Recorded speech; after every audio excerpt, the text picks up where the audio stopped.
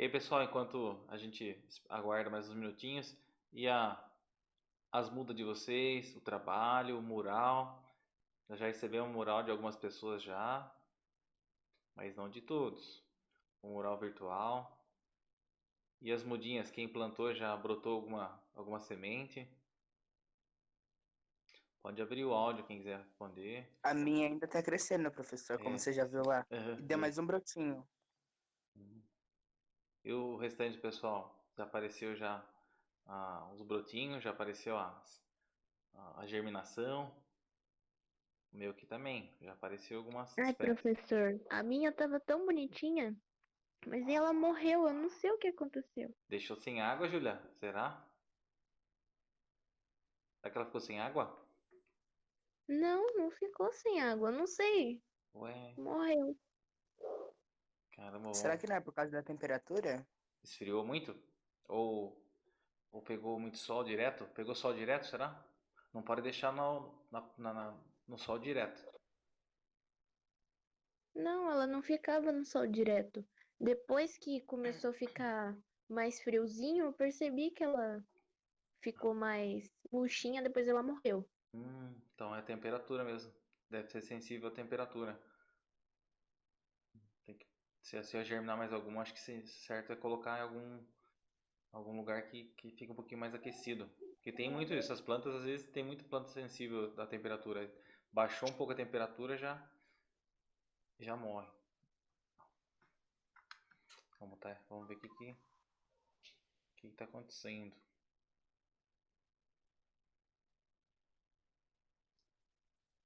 Júlia, se você quiser pegar, na quarta-feira a gente vai estar lá, daí a gente vai fazer mais kits. Se você quiser passar lá, pegar outra também, para você estar plantando, pode ir, tá bom? Isso, outras espécies para tentar.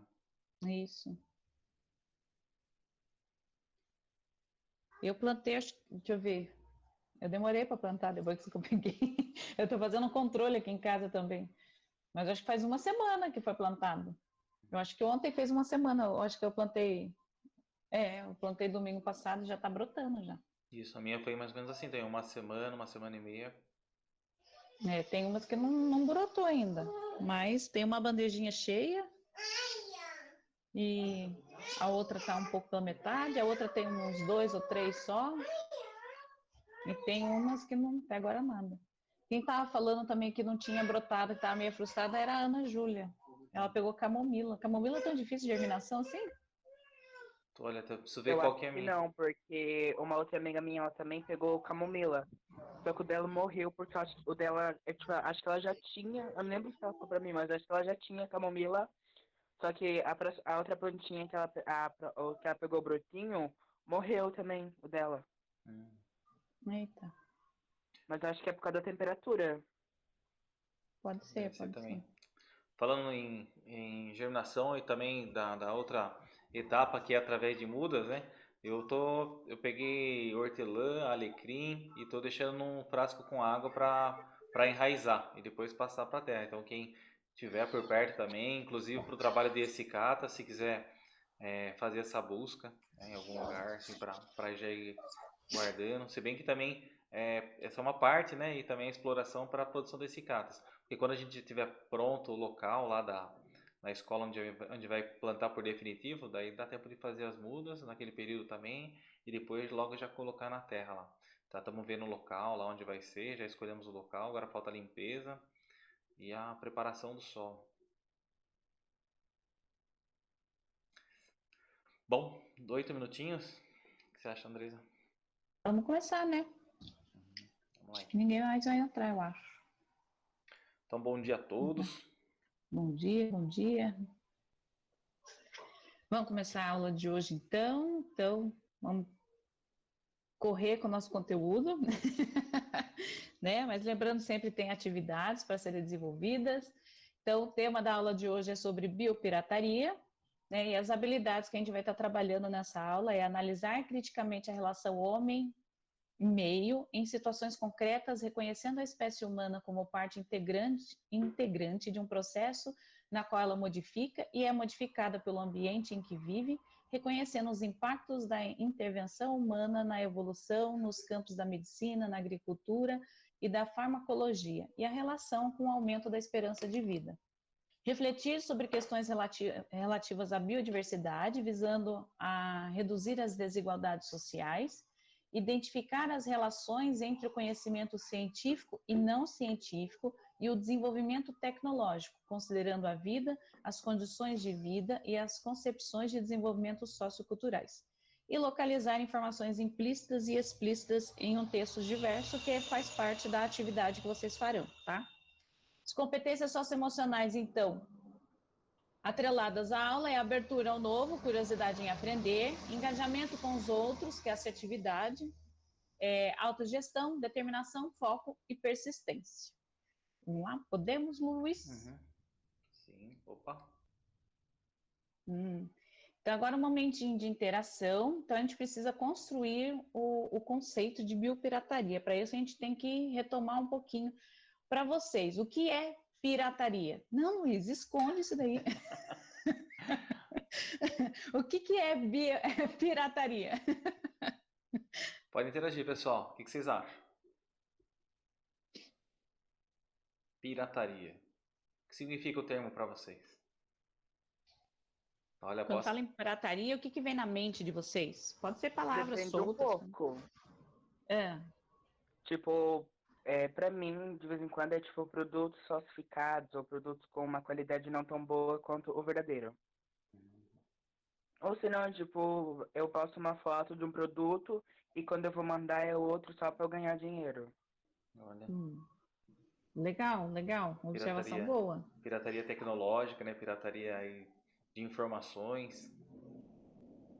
O que mais? Alguém tem uma outra visão sobre o termo pirataria? Para mim, eu acho que é vender sem os direitos daquele produto. Olha, muito bem. Legal. Mais? Alguém quer contribuir? Pirataria é os sites que eu uso para ver anime, porque eu não tenho dinheiro para pagar os sites onde é disponibilizado. Essa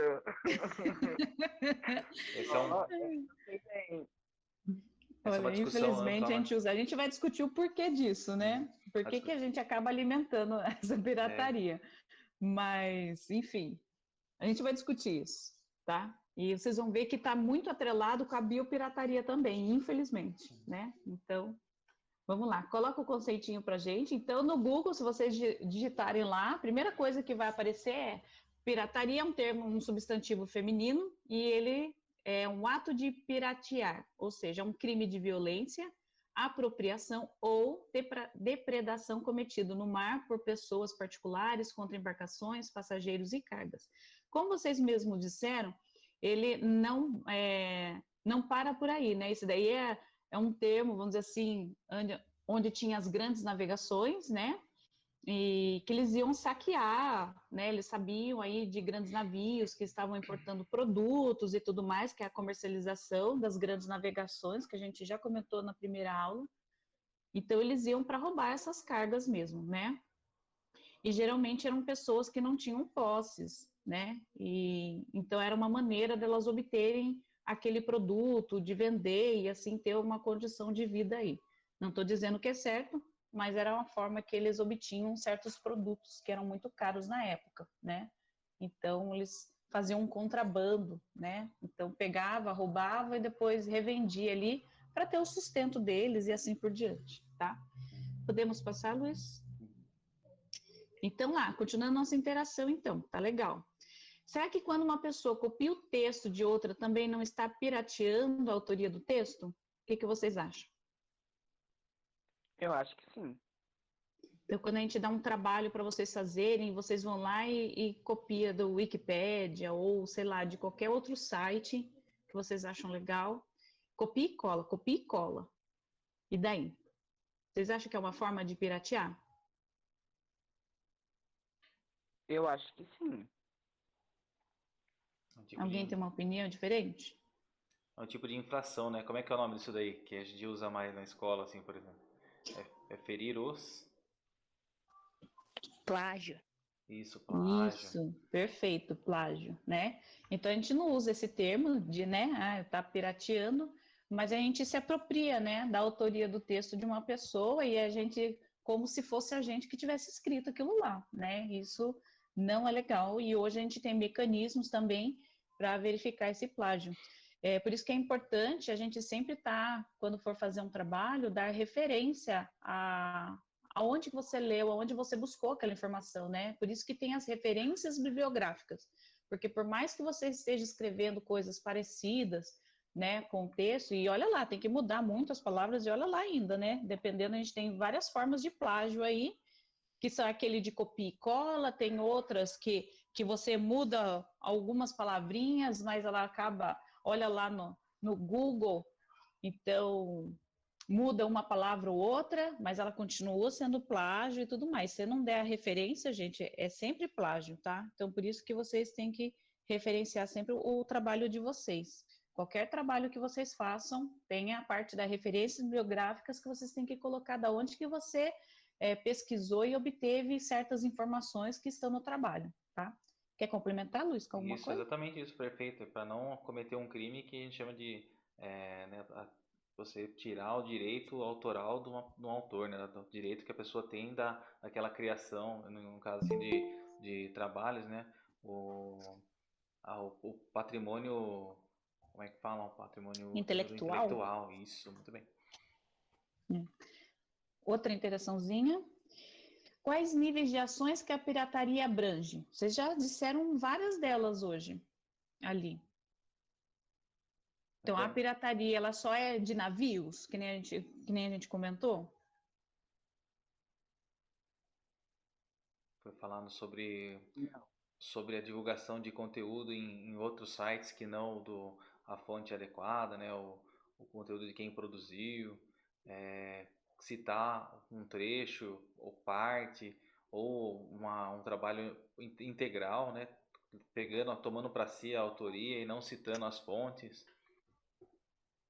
Isso, exato. Então, a gente falou assim de produtos, né, que são criados, falsificando, né, que vocês comentaram sobre isso. Então, a gente tem pirataria em vários âmbitos, porque a gente se apropria de certo conteúdo e acaba publicando como se fosse original, né? Então,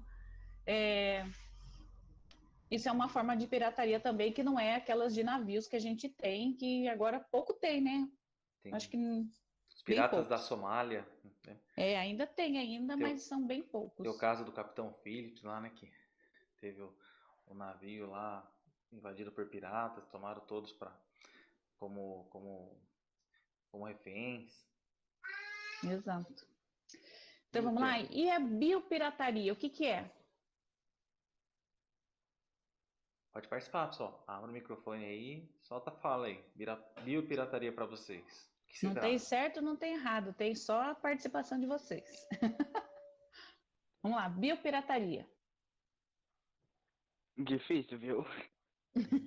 Quer dizer a Que palavra é bio? bio? Bio é vida. Então, faz uma associação com essa palavrinha agora. O conceito que você tem de pirataria com vida. O que a pessoa poderia estar fazendo que está cometendo uma biopirataria?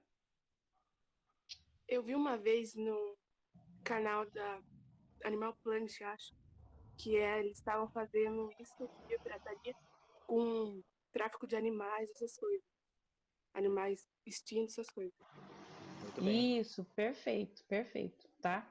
Então, a biopirataria, ela pode ser como uma forma, é um contrabando, né, que você tira de uma localidade nativa e você leva essa espécie para outra. Então, ela animais, plantas, micro-organismos, até mesmo solo. A gente tem aí biopirataria até mesmo de sangue de povos isolados. Nossos índios, tem índios, tribos muito, muito isoladas, e já foram pegos sangue deles para estudar, né, o mecanismo de defesa, para ver se eles tinham algum gene diferente das populações, entre aspas, né, civilizadas, urbanas, na verdade, não é nem civilizada, é urbana, e para ver se identificava um potencial como é que eu vou falar para vocês?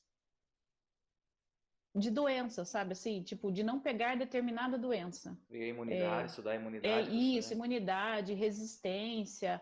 Então, até isso já foi acontecido aqui no Brasil, né?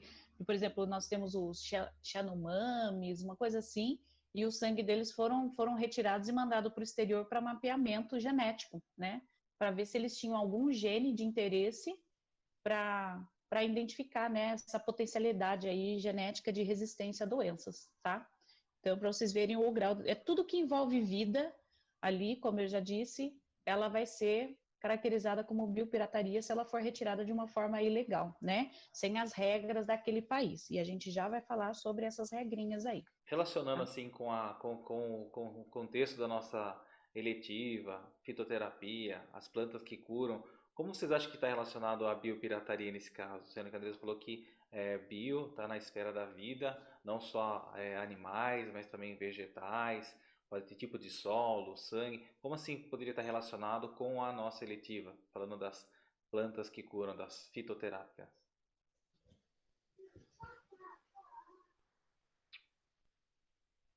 A gente já cometeu, por exemplo, alguém daqui já cometeu assim uma biopirataria achando que não é, que é um ato normal. Por exemplo, já foi passear em algum local e retirou de lá uma planta, é proibido, né? Infelizmente, eu também.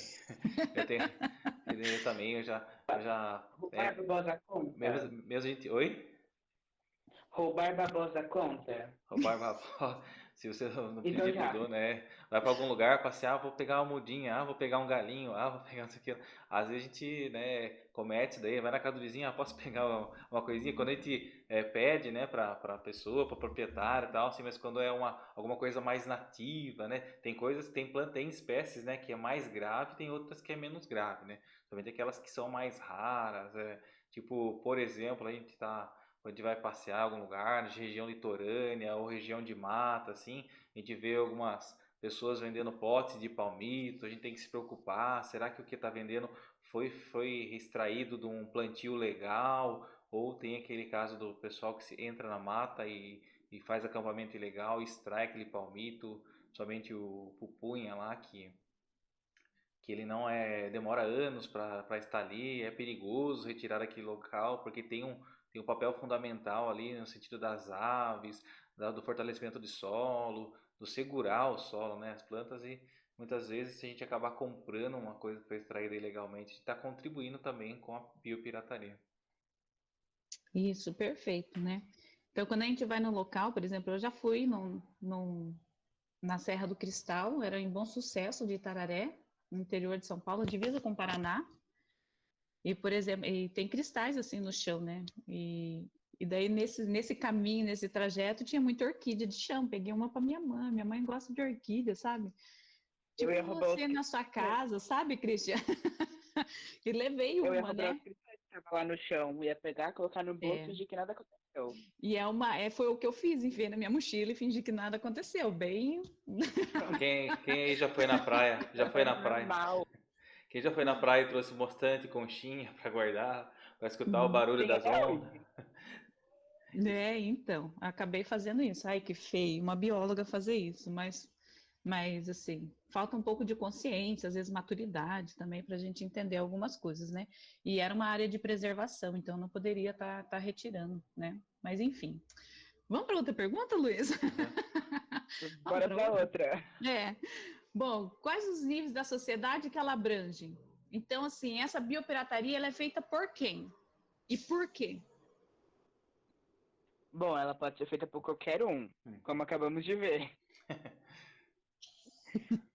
Um dia também já peguei uma mudinha de um palmito também, no parque a gente foi, para tentar plantar, para tentar, assim, tentar fazer com que crescesse em outros locais, mas isso também não é legal, porque você pegando uma planta de um local e trazendo para outro, pode interferir, no equilíbrio ambiental do local, porque a nova espécie, ela pode pegar território de uma outra que é mais nativa daquela região, como por exemplo tem plantas que de trás de um local e começa até competir por espaço por outras, isso é perigoso, assim como animais também, né? Por exemplo, uma espécie de peixe, a tilápia que a gente tem hoje, carpa, não é natural do Brasil, então foi trazido e às vezes ela vira uma praga numa região e isso também desencadeia desencadeia um desequilíbrio, foi até quase um pleonasmo, mas acaba causando um desequilíbrio ecológico ali, ambiental, porque é uma espécie que não era nativa e passou a fazer parte daquilo ali, tornando até uma outra espécie nativa em extinção, brigando por espaço, território, né? Entra a competição aí, né? E lembrando que essas espécies, quando a gente tira de um local e coloca no outro, ela geralmente não tem predadores, né? Então ela vai ganhando espaço e as espécies nativas, elas têm os predadores naturais dela. Então ela vai perder espaço automaticamente por essa planta exótica que a gente fala, né? Que é quando é uma planta que não era daquele local e a gente coloca lá, tá bom? Mas assim, a nível da sociedade, a gente viu que pode ser feito por qualquer um, né? Com consciência ou sem consciência, né? Mas assim, vocês acham que a biopirataria ela é feita por qual classe social? A biopirataria nas esferas, né, a mais grave, a que gera mais impactos. Isso. Olha o que a gente vê direto assim na televisão, assim, o que está acontecendo, principalmente no sentido de extração e comércio ilegal, né? Qual classe social vocês acham que... Eu vejo mais de animais. Tá, mas qual classe social? Vamos Por falar em exemplo, falando pessoas das com... classes sociais, é os mais ricos ou os mais pobres que acabam fazendo essa biopirataria? Os mais pobres, acho. Por quê? Por questão de dinheiro. Exatamente, né? É lógico que o interesse é de uma pessoa que tem dinheiro, né? Por trás dessas pessoas, e daí eles oferecem uma quantia de dinheiro que para eles para as pessoas mais pobres é absolutamente assim indispensável para a sobrevivência deles. E daí eles acabam se colocando nessa condição de biopirata, né?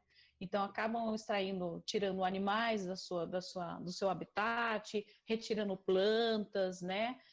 Compartilhando conhecimentos que às vezes ele tem por morar né, numa região ribeirinha, e ele visando essa melhoria às vezes de vida, ele acaba caindo nessa tentação, né? Que é a oferta de dinheiro, às vezes a oferta de divisão de lucros, enfim, tá? Então, e sempre tem uma pessoa com alto poder por trás, né? Que geralmente vem de países desenvolvidos para explorar esses países em desenvolvimento, que tem uma ampla biodiversidade. Lembrando que os países desenvolvidos, eles acabaram com todo o ecossistema que eles têm, né? Por conta do avanço da esfera industrial, né? Da revolução industrial. Então, eles retiravam todos os recursos que eles tinham da natureza e eles acabaram ficando sem essa biodiversidade. E os países que estão em desenvolvimento têm isso que eles querem agora, porque como eles já não têm essa biodiversidade no país deles, eles vêm buscar nos países aí, principalmente tropicais, que apresentam essa biodiversidade ainda, né? Então, é uma guerra aí para eles conseguirem recursos naturais que possam eles desenvolver alguma coisa economicamente que dê lucro para eles, tá? Então, sempre quem vai se propor a biopirataria são as esferas mais pobres devido à sua necessidade que acabam aí caindo né, nessa fala, né, dos mais ricos aí. E quem vai alimentar os mais ricos, justamente que não é o mais rico, aquele que tem o poder aquisitivo de comprar uma espécie vegetal ou animal que é rara ou em extinção, não é ele que vai fazer essa extração ilegal, essa captura, essa caça. É o menos favorecido por falta de escolha, às vezes falta de opção, na verdade assim meio equivocada, né? Porque sempre tem opção, sempre tem outra escolha, mas por ver que é um meio mais rápido, mais fácil de lucrar, favorece esse tipo de coisa, né? Principalmente, por exemplo, tem espécies que a gente nunca vai poder pensar em ter na casa, porque mesmo espaço e condição. Mas já os mais ricos, por exemplo, tem madeira, um armário feito de madeira de leia, que é uma árvore que demora 1000 anos para chegar até o ponto que eles cortam. Eu não jamais, né? Na vida eu vou ter um valor, o poder aquisitivo de comprar um objeto desse, mas os mais ricos eles têm e acabam fazendo com que isso aconteça. E quem vai lá em busca é o menos favorecido. Exato. Podemos passar, Luiz? Acabou já? Não, né? Bom, qual o prejuízo que ela traz para o meio ambiente? Qual que é o prejuízo? Essa extração ilegal, ou você pegar animais daquela área, né? Qual que é o prejuízo que ela traz para o meio ambiente? Extinção? Extinção, exatamente, tá? Então, ela pode levar aquela espécie à extinção, até porque, como a gente disse, a gente vai tirar ela do habitat, da casa dela, né? Vai levar para uma área que você nem sabe se ela vai conseguir se adaptar, né? Então, ela já pode morrer nesse caminho. E fora que a extração ela pode ser extensa, né? Devido ao interesse econômico em cima dessa espécie, seja animal, seja vegetal, seja um micro-organismo.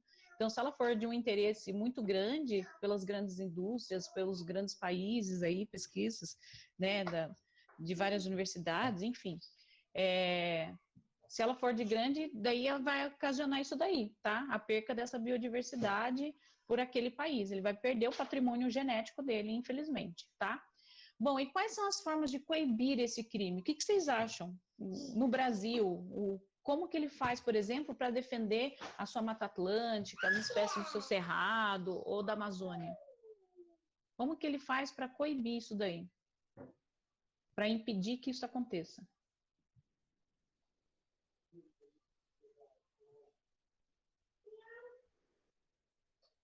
Bora, pessoal, participar. Cri, cri, cri. Com a criação de... Cri, cri. Ninguém quer chutar nada? Como que a gente faz para proteger a nossa Amazônia?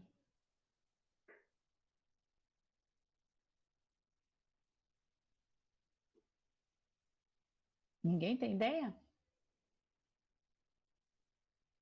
Bom, seguindo então, né? Vai ter a criação de órgãos, regulamentação de leis e tudo mais, né? Exato. Então entra muito políticas públicas aqui que fortaleçam leis, né, de criminalização desse ato de biopirataria. E vocês vão ver que até hoje biopirataria ela não é considerada um crime, sim uma infração. Tanto é que não tem aí julgamento nem nada, ao menos multas, né, que são dadas às empresas aí que forem comprovadas essa biopirataria, tá? Então, as formas de coibir é essa. Sem falar das políticas públicas envolvendo as pessoas, sem falar das pessoas aí, políticas públicas que visualizam o biopirata, né? Que são aquelas populações mais pobres, populações ribeirinhas, né? Que às vezes não têm acesso ao saneamento básico, a uma água potável e tudo mais.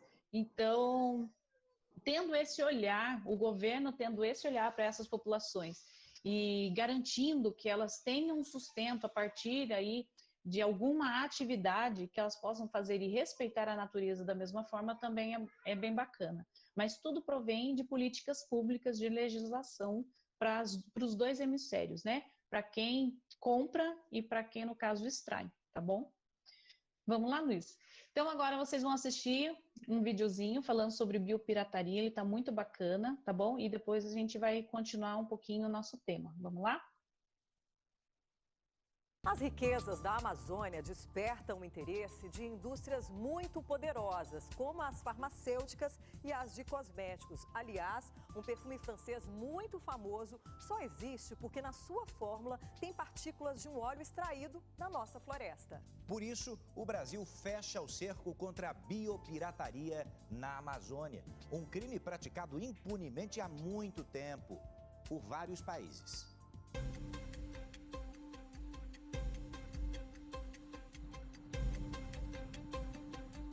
O sucesso do perfume francês, acredite, deve muito a este tesouro, a Amazônia.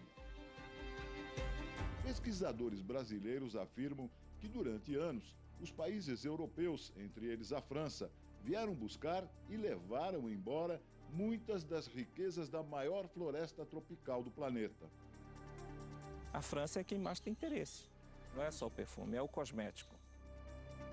A retirada de forma predatória e com interesses financeiros de plantas, sementes, animais e até de micro-organismos de um ecossistema é o que se chama de biopirataria. Biopirataria é um termo que é de uso corrente, né, de uso muito comum, e ele nasceu para designar todas essas situações em que você tem o envio irregular de material genético de um país para o outro. Durante décadas, um dos principais alvos dos biopiratas na Amazônia foi o pau-rosa. Nas décadas de 50, 60 e 70, o pau-rosa foi intensamente explorado aqui no estado. Não só no estado do Amazonas, como no Pará e do Amapá. Daqui a pouco a gente vai entender como esta árvore típica da floresta tropical alimentou a indústria francesa do luxo. Tem havido já uma biopirataria, uma suposta biopirataria, antiga, né? Praticamente um século, porque se extraía, sem conhecimento do Brasil, o produto do pau-rosa, que era o princípio ativo para o Coco Chanel, que é esse conhecido perfume e tal.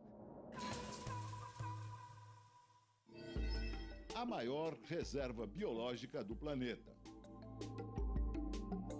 A floresta amazônica se espalha por 9 países da América do Sul. No Brasil, ocupa metade do território nacional, mas esse gigante já foi bem maior.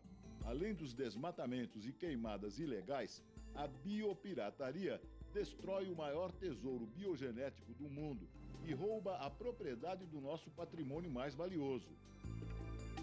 Plantas, insetos e animais deixam o território nacional ilegalmente. Essas imagens mostram jovens à caça de sapos, especialmente o sapo bicolor. As secreções produzidas por esses animais já viraram potentes anestésicos patenteados por laboratórios estrangeiros. O que a Amazônia tem de maior riqueza é o potencial dela que ainda não foi explorado. Então, esse impacto ele é imensurável. Nós não podemos medir ainda quanto vale tanto no que nós podemos ver na floresta, quanto o que está no subsolo da Amazônia. Não é por acaso que os países mais ricos do planeta estão de olho na Amazônia há séculos. Um interesse que começou logo depois do descobrimento do Brasil. O primeiro caso grave de biopirataria na Amazônia arruinou a economia local há 100 anos e fez o Brasil perder o posto de maior produtor de borracha para a Inglaterra. 70 mil sementes de seringueiras foram roubadas por biopiratas ingleses e plantadas na Malásia, então uma colônia britânica. Outra vítima que há quase 100 anos sofre ataques dos biopiratas é o pau-rosa, uma árvore majestosa e rica em linalol. O linalol é um fixador natural de perfumes. A indústria química já desenvolveu o linalol sintético, mas ele não é utilizado nessa perfumaria fina. Os perfumes top de linhas utilizam e dão preferência a um produto natural como o linalol originado do óleo de pau-rosa. Paulo Sampaio estuda o pau-rosa há 25 anos. Ele é doutor em ciências florestais e pesquisador do INPA, Instituto Nacional de Pesquisas da Amazônia. O pau-rosa atualmente está incluído na lista de espécies ameaçadas de extinção da CITES, que é uma organização internacional que lista todas as espécies ameaçadas no mundo, e o pau-rosa está incluído. O óleo do pau-rosa é muito procurado para a alta perfumaria. Esse óleo tem um valor comercial elevado no mercado internacional. Para você ter ideia, atualmente, 1 litro de óleo do pau-rosa no mercado internacional chega a custar $350. Então, é um fator bem atrativo para os extratores. O fixador extraído do pau-rosa por muitos anos foi o segredo do sucesso do perfume Chanel número 5, um dos mais caros do mundo, lançado em 1921 pela estilista francesa Coco Chanel. O perfume ficou ainda mais famoso depois que a atriz Marilyn Monroe anunciou que era ele, seu preferido, e que só dormia com ele todas as noites. Existia uma legislação, mas os extratores de óleo nunca observaram essa legislação. Eles entravam na floresta com destilarias portáteis, cortavam árvores jovens e adultas e trituravam a madeira para a extração do óleo. Então, foi de uma maneira predatória essa exploração. Crime. Eles pegam o pau-rosa aqui e vende Chanel para a gente aqui do lado, aqui no Amapá. Rosivaldo Borges é pesquisador da Universidade Federal do Pará e atua num grupo que monitora o uso das plantas amazônicas que despertam o interesse das indústrias estrangeiras. A França é a que mais se beneficia? Sem dúvida nenhuma. O perfume mais famoso do mundo é um campeão de vendas há quase 100 anos e o Brasil não recebeu quase nada por isso.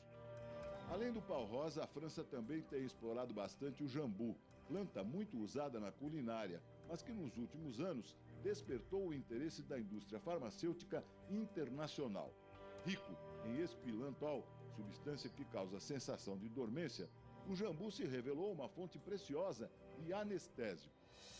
Só no ano passado, a França fez 55 pedidos de patentes relacionados ao jambu, revela relatório do INPE, Instituto Nacional de Propriedade Industrial, órgão responsável pelo cadastramento e pela concessão de patentes para todos os tipos de produtos no Brasil.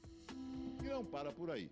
Quando o assunto é a indústria da beleza, especialmente os cremes mais sofisticados, muitos outros produtos de origem francesa têm em sua composição substâncias de plantas originárias da Amazônia, como a andiroba e a copaíba. Já os ingleses produziram uma máscara capilar à base de jaborandi. E os alemães usaram a planta para criar uma droga contra o glaucoma. Não podemos afirmar que todos esses produtos fabricados a partir de plantas amazônicas são alvo de biopirataria, afirma esse especialista em direito ambiental. Mas, segundo ele, antes do ano 2000, a legislação era falha, o que facilitava muito a ação dos biopiratas de todas as nacionalidades.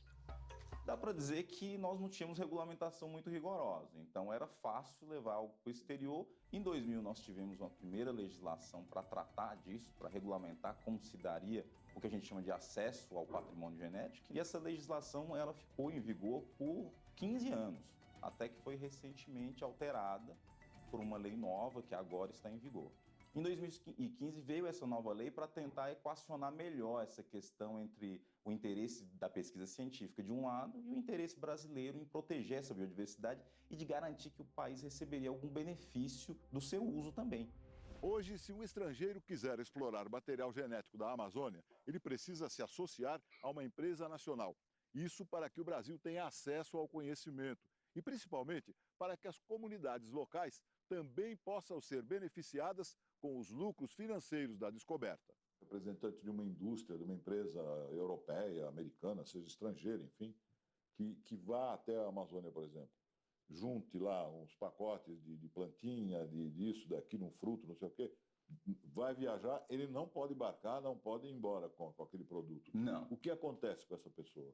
Não pode realmente, essa pessoa estará cometendo uma infração de acordo com a legislação brasileira. Pode ser presa, será? Não, não pode ser preso. A nossa lei ela não estabelece que isso configure um crime, mas ela estabelece pesadas multas para quem comete esse tipo de infração. Multas que podem chegar até a 10 milhões de reais.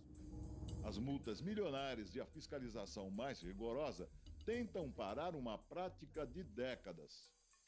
Eles já levaram tudo que foi possível levar aqui há 50, 60, 100 anos atrás, já levaram tudo. O que eles fazem biopirataria é o que eles precisam manter e que não se adaptou lá fora. As pessoas de fora sabem muito bem quanto a Amazônia vale.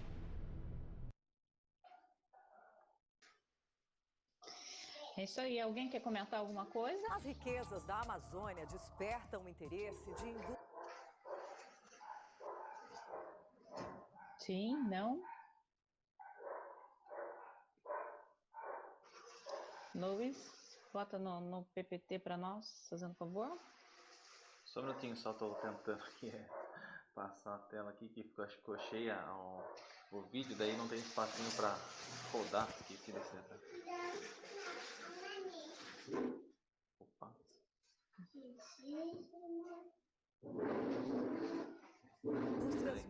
Aí. Bom, então para a gente sistematizar tudo isso, então, biopirataria, nome dado à exploração e utilização dos recursos naturais de forma ilegal, tá? Então é quando você extrai sem as regras que o país determina, a gente já vai falar dessas regras aqui no Brasil. Então, no vídeo vocês viram que ela se inicia com o pau-brasil, né, que era lá em 1500, logo que a gente foi descoberto, foi uma das primeiras plantas que chegaram até a perca da extinção. Hoje a gente tem poucos exemplares no nosso território, é uma planta nativa da Mata Atlântica, que percorria todo o nosso território litorâneo, tá? Hoje em dia a gente tem poucos exemplares, e eles utilizavam essa madeira para tinturaria primeiro, porque viam os índios utilizando essa planta para a realização de tinturas, né? Lembrando que era tintura de tecidos, para fazer vestidos, aqueles grandes vestidos da época, e também para móveis, né? Porque vocês estão vendo uma cor avermelhada aí, então ela é muito bonita, né? Na forma de móveis aí, tá? Então, a primeira espécie a ser explorada. Passa aí para nós, Luiz. Outro foi o cacau, né? Que ele está mais no Nordeste, é uma planta típica ali do nosso Nordeste, da Caatinga, né? Também do Cerrado, é uma planta meio de transição também. E ela foi levada para a África e a Ásia, onde o Brasil ele acabou perdendo comercialmente, né, a produção desse cacau, porque levando para a África e para a Ásia, eles começaram a cultivar o cacau e com isso viraram aí competidores, né, desse produto para o exterior. Então a gente perdeu muito mercado, mas ainda assim o Brasil ainda é um grande produtor, não é um dos maiores, mas ainda é um grande produtor de cacau, tá? Pode passar. A seringueira, como foi falado no vídeo, lembrando que a seringueira ela é nativa da Amazônia, então a gente tinha um comércio muito grande, lembrando que do látex da seringueira que se faz aí a borracha, né? Então foi levado para fora também as sementes dessa seringueira, a qual hoje em dia a gente já perdeu o mercado também da borracha, né? Que é o fim do ciclo da borracha aqui no Brasil. Então, historicamente, a gente também foi prejudicado devido a roubar esse patrimônio genético da nossa biodiversidade. Luiz? O cupuaçu, que é também uma fruta típica da Amazônia, e também dá para se fazer chocolate com ele, né? Então aqui empresas japonesas eles patentearam, só que quando eles vão patentear, gente, eles não mudam nem o nome da fruta, nem nada, tá? Do jeito que eles pegam aquele conhecimento da localidade, eles registram. Então, o nosso país não podia exportar esse produto com esse nome, e muito menos fazer o chocolate, né? Só que em 2004, devido a essas convenções aí que a gente vai ver da diversidade biológica, a gente conseguiu reverter isso daí e quebrar a patente japonesa, porque a Embrapa, que é a nossa empresa brasileira aí, né, de diversidade de plantas, de comércio, enfim, de agricultura, a gente conseguiu reverter isso daí, porque na Embrapa ela já tinha o registro de trabalhos fazendo o chocolate, né, com cupuaçu, né, o chocolate de cupuaçu. Então já tinha esse registro, a gente conseguiu quebrar essa patente japonesa. Lembrando que toda vez que uma empresa, gente, ela faz essa patente, a gente tem que pagar royalties, que fala, né? Então a gente tem que pagar para usar aquele nome. Então, imagine você, um produto sendo original do Brasil, e você, ao comercializar aquele produto que está no quintal da sua casa, que você pode comercializar, você tem que pagar uma porcentagem para uma empresa externa aí, só porque ela patenteou aquilo lá, tá? Então, é mais ou menos isso que o Brasil fazia até 2004, só que com a quebra da patente, então, agora os direitos são brasileiros também. Muda para nós. Bom, aí a gente tem o açaí, que a gente gosta, né? Uma delícia. Então, também uma empresa japonesa. O Brasil ainda está na briga de retomar essa patente devido a essa convenção, né, da diversidade biológica.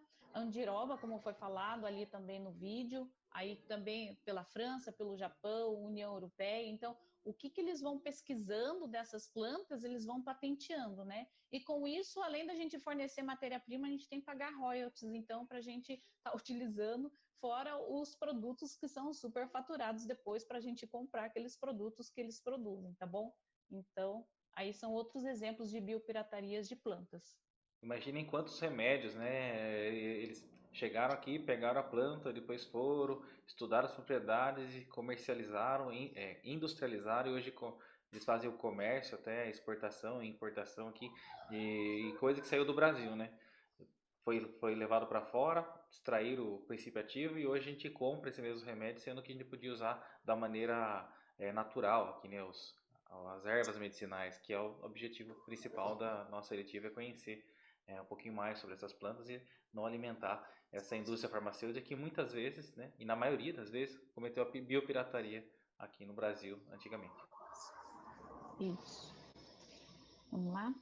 Espinheira santa, que eu acho que é uma planta que vocês já devem ter ouvido falar, né? O Japão patenteou o uso dessa planta em remédios como anti-inflamatório, antiasmático, anticonceptiva, gastrite crônica. Porque quando a gente fala em planta medicinal, gente, ela não tem somente um princípio ativo, ela não vai ser só boa em dor de cabeça, ela tem vários princípios ativos que fazem com que ela atue em várias outras doenças ou coisa do gênero, tá? E o nosso Guaraná, né, da nossa Amazônia aí, a gente tem até, vamos dizer assim, uma lenda, né, que a gente pode falar, lenda indígena, se tratando do Guaraná. Vocês estão vendo a sementinha aí, né, o fruto, quando ele está bem maduro, ele explode, a sementinha é a parte preta, parece um molho, né, então tem uma história indígena que retrata o Guaraná dessa forma.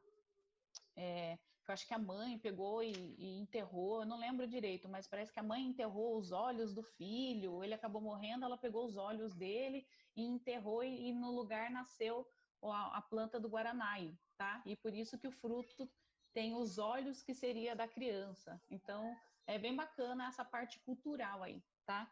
Depois eu vou pegar a história certinho para vocês na próxima aula e vou trazer. Devia já ter pesquisado, mas eu não lembrei. Desculpa, gente.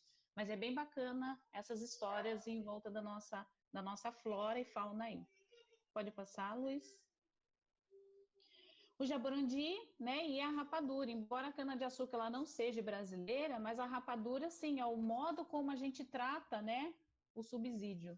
Então, é uma coisa que a gente fica aqui pensando, mas o Brasil, ele também, a gente está vendo tantas plantas sendo exploradas lá fora, mas será que o Brasil também não foi um biopirata com outras espécies, com café, com a cana-de-açúcar, enfim, com outras plantas que veio de fora para serem cultivadas aqui? O que vocês acham?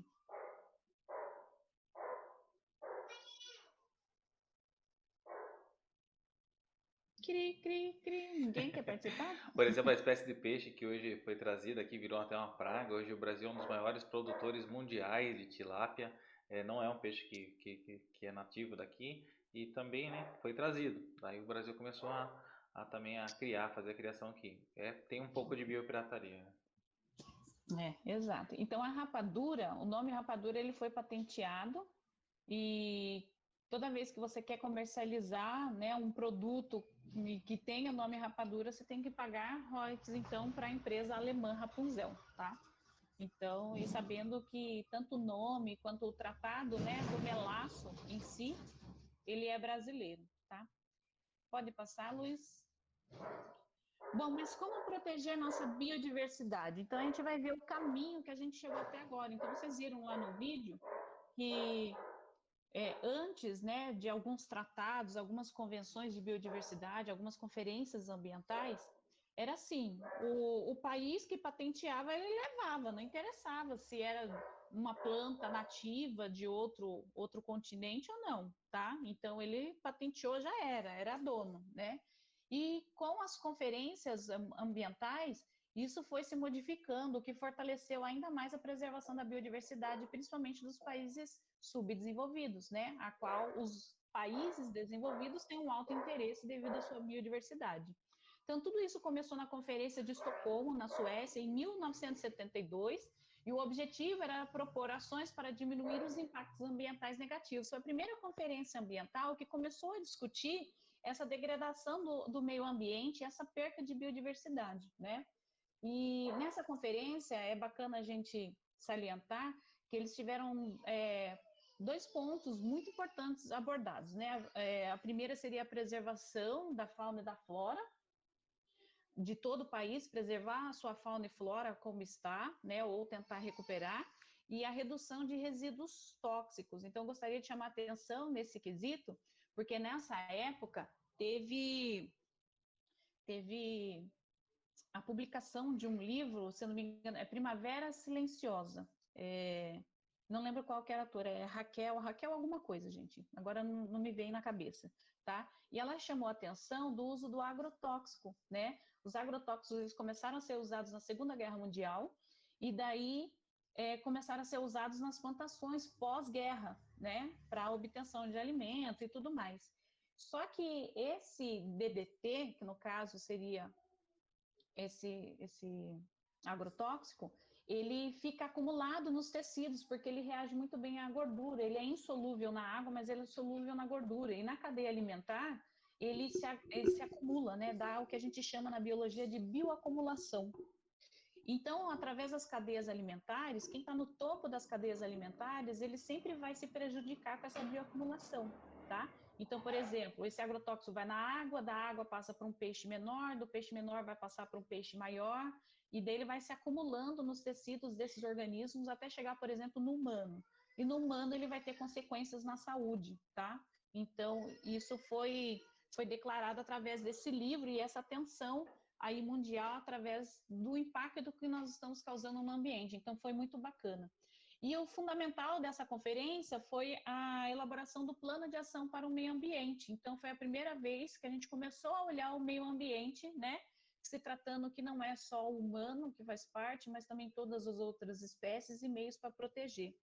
Mas foi depois, na Eco 92, ou Rio 92, tanto faz como ela é chamada, que a gente voltou a discutir sobre o meio ambiente e começamos a tratar os problemas locais como sendo globais. Então, tudo que acontece em um país, ele também acontece no outro por conta do desenvolvimento, né? Então, houve o questionamento sobre o modelo de desenvolvimento vigente na sociedade, então a exploração máxima dos recursos naturais para obter lucro. Então, isso, ele falou assim, não pode mais continuar dessa maneira, né? Você somente extrair, explorar seus recursos naturais sem ter nada em troca, sem não ter um olhar para as outras espécies, né? Pensar somente no lucro e não no ambiente, nas outras espécies no geral, né? Então, foi chamada a atenção. E aí resultou num documento muito importante para vocês saberem, que é a Agenda 21, e ela visa o desenvolvimento sustentável, principalmente dos países em desenvolvimento, né? Então, ela estipula algumas coisas nessa Agenda 21, que é a cooperação dos países desenvolvidos para acelerar o desenvolvimento sustentável dos países desenvolvidos. Então, ele já tem como exemplo que não deu certo, né, essa exploração desenfreada para obter lucro, então precisa ter um equilíbrio entre o meio ambiente e o lucro dessas empresas, o combate à pobreza, mudanças no padrão de consumo, mas o que eu quero chamar a atenção é a estipulação de cada país de uma convenção da diversidade biológica, onde ali o próprio país ele vai elaborar leis, né, e propor meios de evitar a perda da sua biodiversidade, tá? Pode passar, Luiz? Então, pensando nessa convenção da diversidade biológica, lembrando que ela foi proposta aí na Eco 92, só que no Brasil, ela só veio a ser regulamentada lá em 1998, tá? Então, ela começou a ser regulamentada ainda, né, 6 anos depois, para depois ser estipulado em 2002 os princípios e diretrizes. Esses princípios, eles são baseados na conservação da biodiversidade, no uso sustentável dessa biodiversidade e a repartição justa e equitativa dos benefícios provenientes dos recursos genéticos, né? Essa repartição justa é assim, se a empresa, ela está retirando, por exemplo, uma planta de um benefício para a utilização em um remédio, ela tem que dar em troca, não precisa ser em dinheiro, pode ser em ações naquela floresta, para que o impacto dela seja o menor possível, tá? Bom, esse acordo é entre países detentores de grande biodiversidade com usuários desses recursos, né? Então, como a gente disse. E a importância dessa convenção foi a criação de um regime internacional sobre o acesso de recursos genéticos e repartição dos benefícios, né? Então, como eu disse, em 1998 o Brasil começou a seguir esse tratado, né? Ele falou assim, não, nós vamos criar a Convenção da Diversidade Biológica do Brasil. Foi em 1998. Em 2002, então, ele começou a sancionar alguns decretos federais, meio que norteando esse trabalho, né? De como que a gente vai fazer isso, como que a gente vai proteger a nossa biodiversidade. Mas foi em 2015 que veio uma lei que vai proteger ainda mais a nossa biodiversidade, que a gente vai ler ela aqui agora. Passei para nós, Luiz. Que é a lei que dispõe sobre bens, direitos e obrigações relativos ao patrimônio genético. Então, tudo que envolve o nosso patrimônio genético, ela tem todas as regras ali do que pode e o que não pode ser feito. Do conhecimento tradicional, né, desse patrimônio genético. Esse conhecimento tradicional geralmente são os nossos indígenas ou populações ribeirinhas que vivem na mata e extraem dela, né, o que eles necessitam para a sua sobrevivência, são eles que passam esse conhecimento. O acesso à tecnologia e a transferência de tecnologia. Então, se tem uma indústria que vai estar explorando determinado produto no nosso ecossistema, então ela tem que compartilhar essa tecnologia, né? Se for um princípio ativo, ela tem que passar como que é retirado esse princípio ativo para a planta, para os órgãos brasileiros, né? De forma que nós tenhamos esse conhecimento também. Então não fica só com o país que explora, fica com a gente também, tá? A exploração econômica do produto acabado, o material reprodutivo, ou seja, né? Quando você faz um produto, esse produto, a partir que ele vai para o comércio, ele precisa reverter uma porcentagem dos seus lucros para o bioma ou para o Brasil em si, para ele estar incentivando cada vez mais essa prática de sustentabilidade. A remessa ao exterior de parte de todos os organismos vivos ou mortos, então o que pode ser levado, o que não pode, como deve ser levado, né?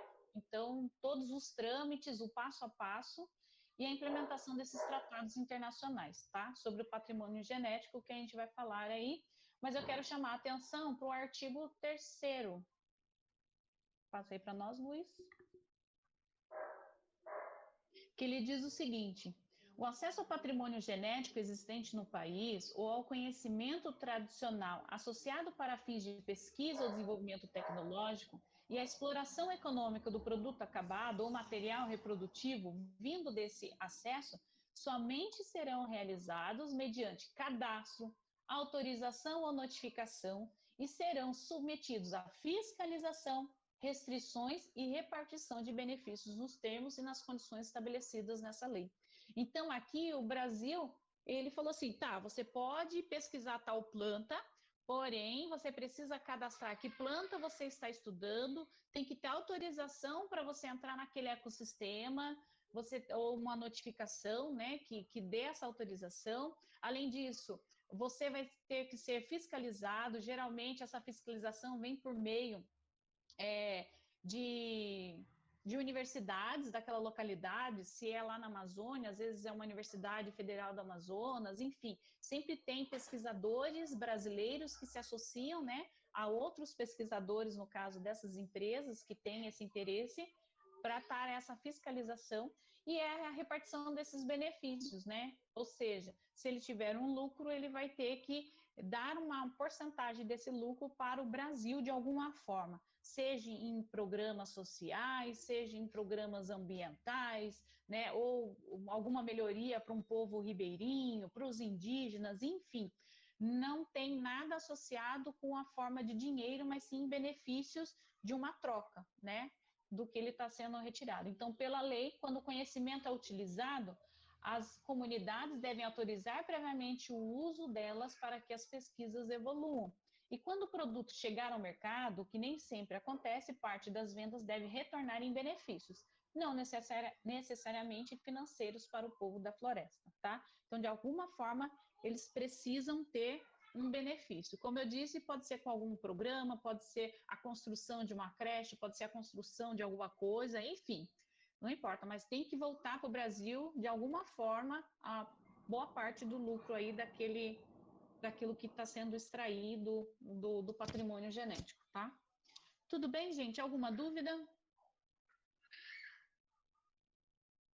Não? Pessoal? Então, a gente tem uma atividade para vocês, tá? No formulário, a gente vai postar lá no grupo.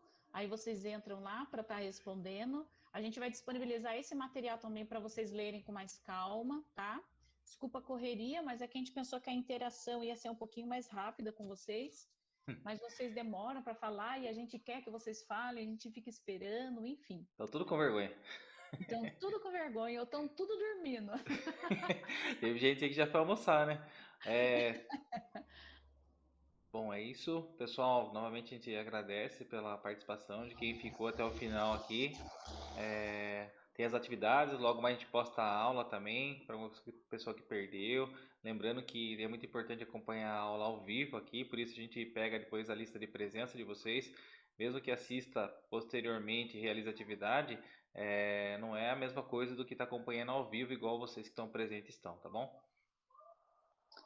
Então tá, gente. Se não tem nenhuma pergunta, nenhuma dúvida, um beijo, tchau e se cuidem, tá? E obrigado aí pela participação de vocês e por ficar aí um tempinho a mais aqui com a gente, tá bom? Obrigadão e não esqueçam das Tchau. atividades, pessoal, do mural, as coisas lá das O mural escatas. eu vou fazer ainda, professor. Qualquer dúvida pode mandar pra gente, tá bom?